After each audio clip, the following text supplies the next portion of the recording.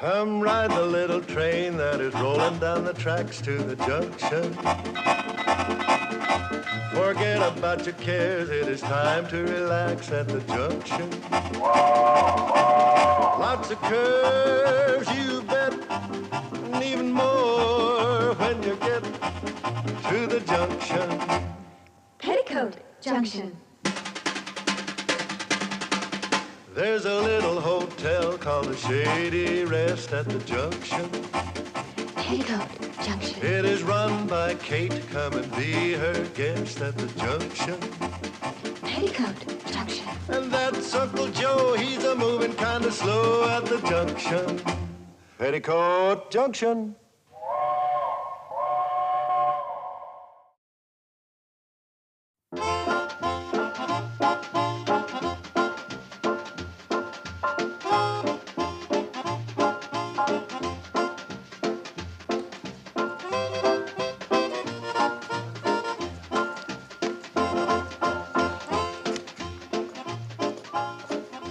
Shady Rest Hotel? Is that the place your mother runs? My goodness, are we here already? Yeah, we're here already, and we've only been walking for 4 hours. I've enjoyed listening to you so much I haven't even been conscious of walking. Yeah, well, I have. Well, come on up and take a hot bath and get some food. You'll feel lots better. No. I'm just gonna rest here for a while, and then I'm gonna move on. But, Alan, I wanted you to meet my mom and my sisters and my Uncle Joe. No, not that family bit. I mean, that warm, friendly small talk just turns me right off. You mean? I mean it so insincere. People ask you how you are, but they don't listen to what you say. Why? Because they don't care. My family would care. Oh, you think so, huh? You get home from school, they probably say, how was school, right? Something like that. Well, I'll bet you that if you say lousy, they'll say, oh, that's fine, let's eat. Oh, baby, don't you see how confused you are? Yes, Alan, I am confused, but I want to find the truth as you have found it. Please stay and help me. Oh, no, baby, you're too soft. You're too tender to face truth. You're a dove. I'm an eagle. I'm screaming at life. I'm longing just to tear it wide open. Oh, please, Alan, please stay, at least for a while. Wow, you're such a nice kid. You're bright, too. I just want to rest here for a while, and then I'm going to be moving on. Well, my mom's a wonderful cook, Alan, and I know you must be hungry. And I promise you, you won't have to make any small talk with the family. You can just eat, and everyone will be quiet. Will it make you happy, kid? Oh, yes, Alan. Listen, you wait here, and I'll run up and warn everybody. I mean that you don't want to be bored and all. Okay. Listen, you fly on, Dove. Maybe the eagle will be here when you get back, and maybe not. Oh, please be here, Alan. Please. You say he's from New York? New York City. He's a writer and a poet. And you say he's good looking, huh? Oh, he's handsome and so intellectual. And you left him sitting down at the track? Oh, he's resting. We walked all the way from Hooterville. You walked all the way from Hooterville? Not really, Mom. I floated, I flew, I danced. Oh, Mom, he's so brilliant. Where are you going, Billie Jo? Well, I just thought I'd freshen up a little bit. We want to make a good impression, don't we? We sure do, Billy. Oh, Mom, Alan's the first boy I've ever met that I can really communicate with. Oh, he knows everything, he's read everything. He's so deep and so alive, so sensitive and so profound. And you met him in Hooterville? Uh-huh. At the library on my way to school this morning. Bobbie Jo, come over here and sit down and tell me everything right from the beginning. Okay. Hi, Bobbie. How are things at school today? Oh, just lousy. That's fine. Let's eat, Kate. You see, we just don't listen to each other. We're just not alive. Well, I'm alive and I'm hungry. We're all hungry, Uncle Joe. We're hungry to know who we are, where we are, and why we're here. Well, speaking for myself, I'm Joe Carson. I'm in the kitchen. I'm in here to eat. Oh, no wonder Alan's so bitter.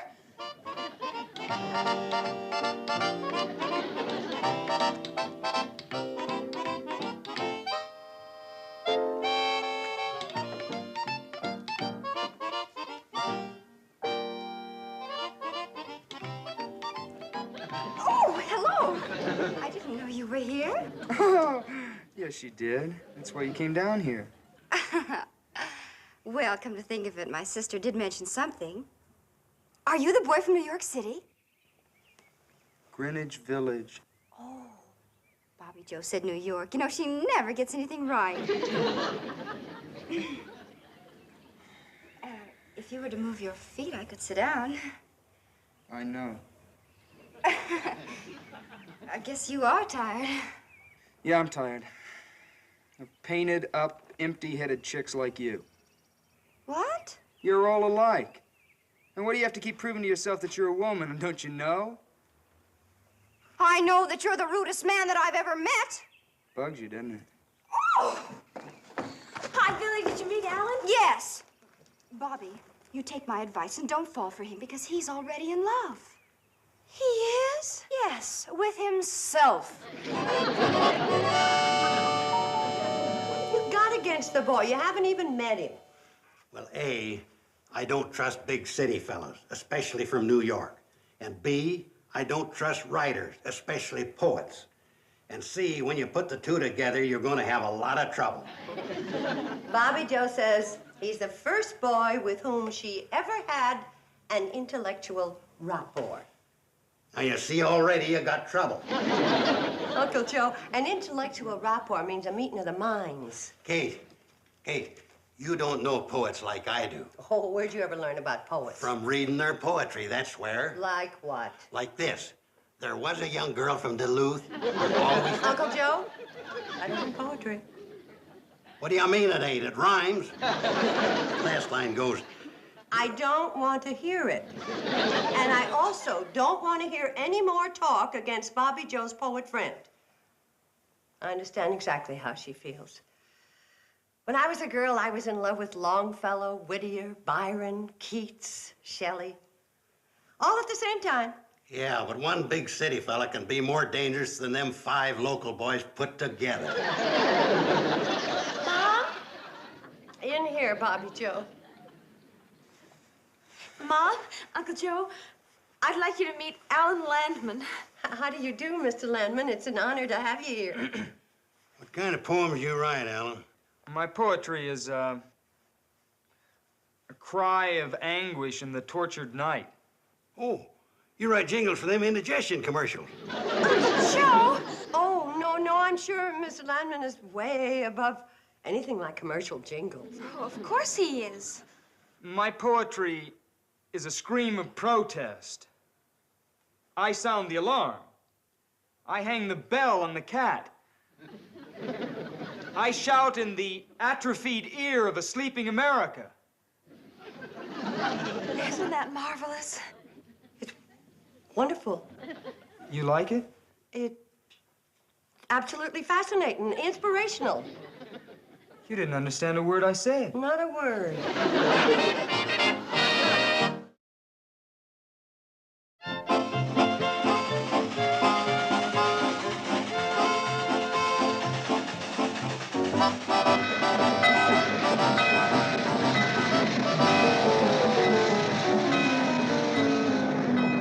What a meal. That Dutch apple pie was laughing good. Kate really outdone herself tonight. So are you. You keep on eating like that, and you're going to have to back up to a door to knock on it. Oh, Uncle Joe, stop teasing Charlie. He's not so fat. I've seen people a lot fatter. Yeah, me too, but I had to buy a ticket. Mom, do I have to take part in that silly poetry reading? Oh, of course not, dear. You can wash the dishes. Well, you know, I'd rather wash the dishes than listen to you-know-who.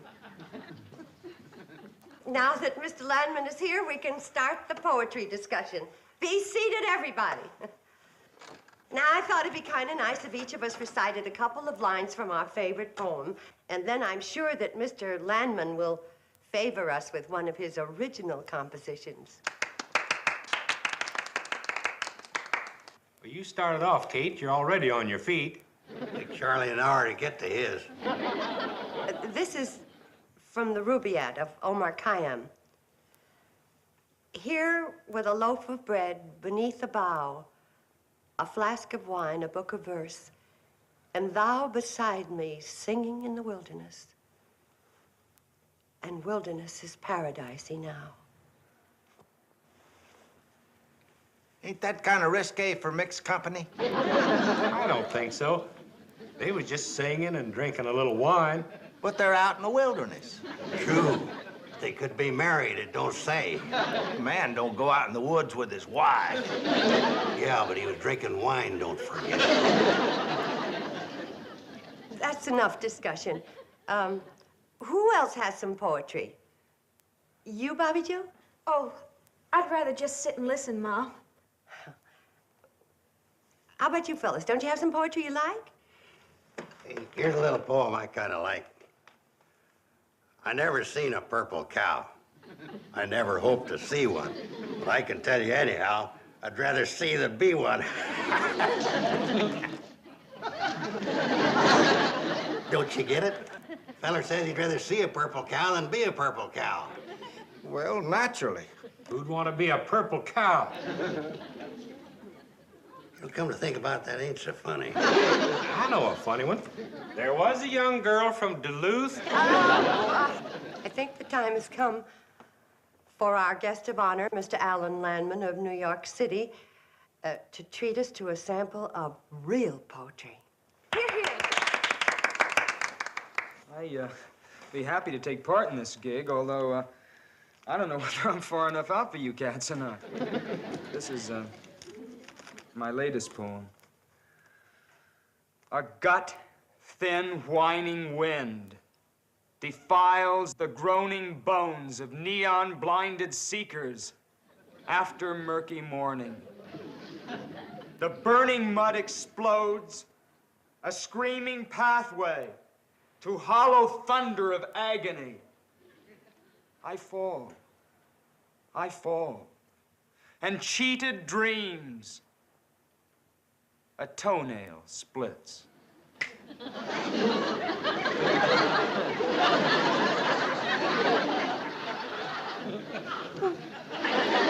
Who would like to start the discussion?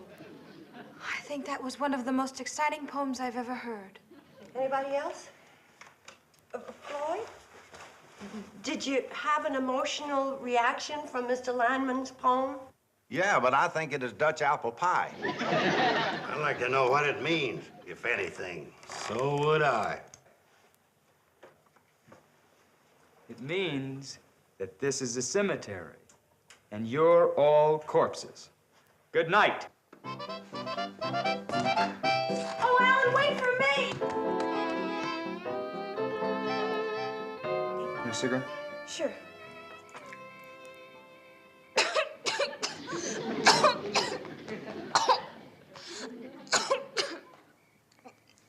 The wind. The wind's kind of chilly.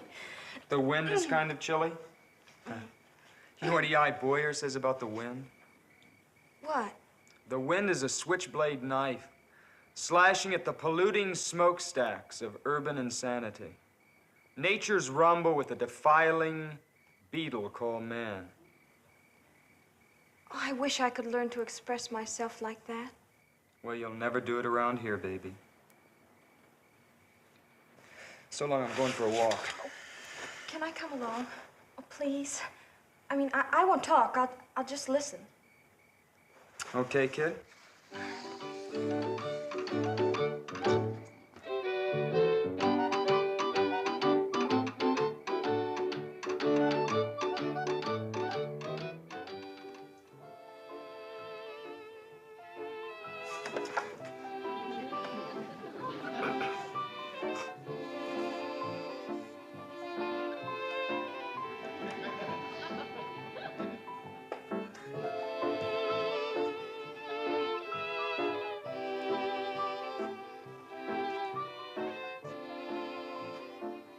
Hey, What? Who's sleeping?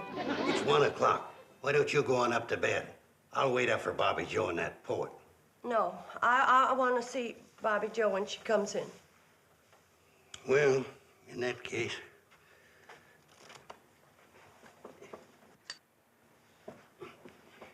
I don't think Bobbie Jo's really serious about that boy. When I was her age, I nearly ran away with a boy just like him. That's what worries me. Yeah, but Bobbie Jo... Here they come.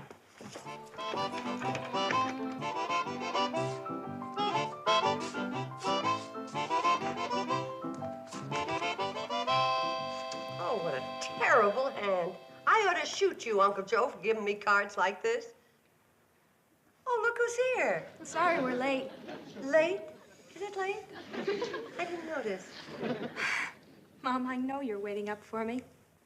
Yes, I was. Go to bed, honey. I want to talk to Mr. Landman. Okay, but I want you to know that whatever he says, I'm completely on his side. Good night, Alan. Good night, baby. Good night, Uncle Joe. Am I leaving? Yes, you are.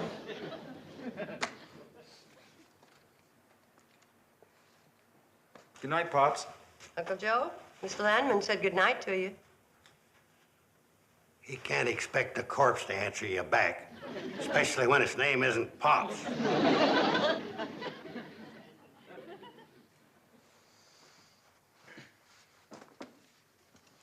Okay, I'm gonna save you a lot of time. I'm crazy about Bobbie. We've been talking about me sending for her when I get to New Orleans. Uh-huh. Was that all you're gonna do? Just sit there and smile? Smiling on the outside, screaming on the inside. Tell me something, Mr. Landman. In view of the circumstances, don't you think you should call me Alan? In view of the circumstances, what I should call you, but I'll settle for Mr. Landman. Are you planning on getting a job when you go to New Orleans? Are you kidding? I mean, work is for suckers. Oh, I see. How are you gonna live? Oh, I've got a lot of friends down there, musicians. They all like me. They all have pads. That means rooms. Thank you. Then you plan on living your life as a parasite. That means sponge. Listen, this is strictly nowhere. You got a lot of sick, old-fashioned ideas about working hard and living clean, and it's all a lot of junk. I'm too tired to listen. Now, Bobbie knows what she's getting into. It sounds good to her. I'll be taking off in the morning. Good night.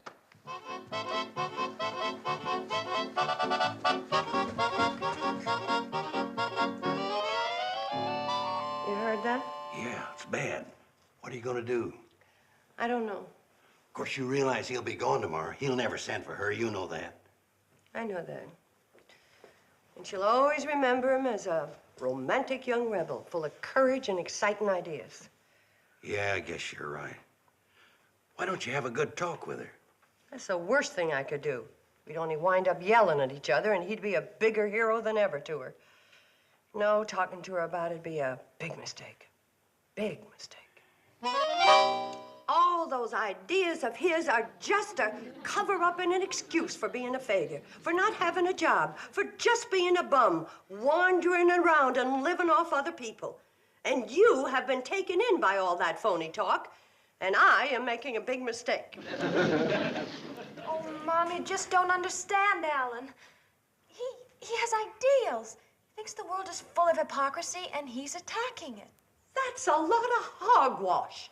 He's just afraid to go out and fight for a job. But just let somebody offer him a nice, soft position, and you'll see how fast he'll stop attacking that hypocrisy and start lapping it up. And now that I've made my big mistake, good night.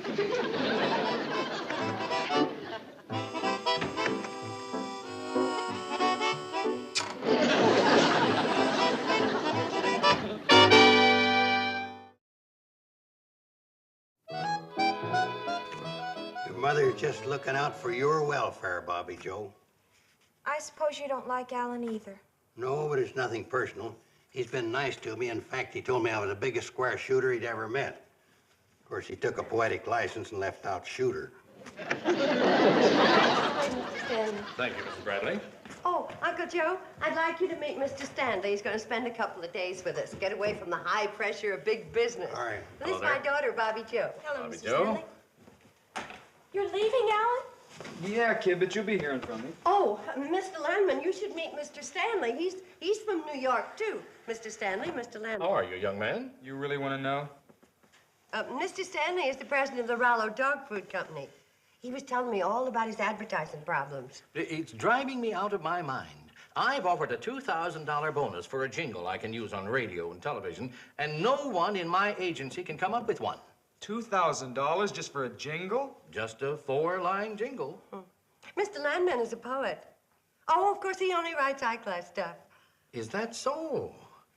$2,000. I know what's going on in your mind. You do? You think Alan's going to be tempted by that $2,000 and try to sell Mr. Stanley a dog food jingle. I don't think a superior artist full of ideals would do that. No, never.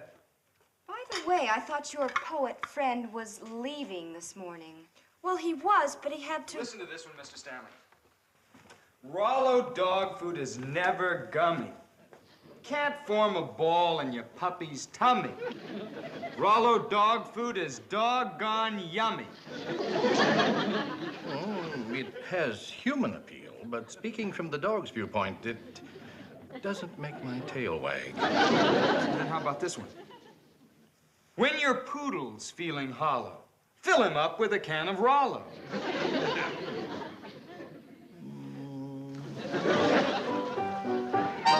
What's so wrong with Alan wanting to earn $2,000 when you think about it? Nothing at all. It'll give him the freedom to write real poetry. Absolutely. Besides, if you have a genuine big talent like Alan does, you can write those silly jingles without losing any of your artistic dignity. Never loses dignity. Because his talent's too big. Get some Rollo now, now, now. Makes your dog say, bow, wow, wow. How's that for real dog appeal? Does that make your tail wag, Mr. Stanley? Mr. Landman, I'll be honest. You have talent, all right, but I just don't think you talk dog language. Forgive me for saying it, sir. But must your advertising appeal to the dogs? I mean, after all, it is the humans who buy it. We've got to please the dog. We cater to the dog. We've got to sleep dog, eat dog, think dog. Understand? Or do you think I'm crazy? Oh, crazy, no, sir. I know. You're after the money. Well, I'll pay anything to the writer who'll get inside the dog's mind with me. I'm in there, but I can't write. I really think I could do it, given a little time. Well, I don't know. Dog persons are born, not made. You've either got that dog in you or you haven't. And I say you can't please a dog consistently if you don't have the dog's viewpoint. I feel I really have it, sir. I don't know. You're tempted by the money. No, really. Dogs, they seem to feel that I'm one of them. They accept me. Are you sure? Sometimes they pretend just to get food out of you. No, it's sincere. I warn you, you can't fool a real dog person. And I'm real dog, my boy. I'll tell you something confidential, may I? Please. When I see a cat, I want to chase it up a tree. Now you think I'm crazy, right? No, on the contrary. I've never told anyone, but I like to run after cars and bite at the tires. Oh, that's a good sign. You're not lying. I cross my heart and hope to get run over. This may be a great day for Rollo. I'd like to shake your paw. Bow, wow, wow.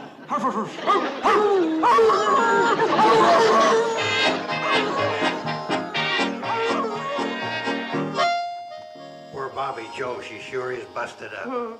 I wish somebody'd invent a way to take the pain out of growing up. Boy, I can't get over how lucky it was, that crazy dog food man showing up here just in time to show up that Mr. Landman. Wasn't that lucky, though? It was amazing. You might call it fate. You might. That's fate spelled K-A-T-E. What's going on here? Uncle Joe meet Roger Stanley, the best restaurant supply salesman in the country. Restaurant supply? He's new in this territory. First time he was here, you were in Pixley with the girls. Glad I could help you out, Kate. Oh, you put him up to the whole thing. You did a wonderful job, Roger. And any time you are my guest here for free. Oh, forget it. I had a lot of fun. Kind of a dirty trick on that kid, though. Oh, it'll do him more good than harm. Well, so long. I'll see you the next time through. Bye, Roger. Thanks again. And don't chase any cats. So. You know, Kate, I never realized it, but you're a gall-dang genius. Oh, no, Uncle Joe. I'm just a gall-dang mother.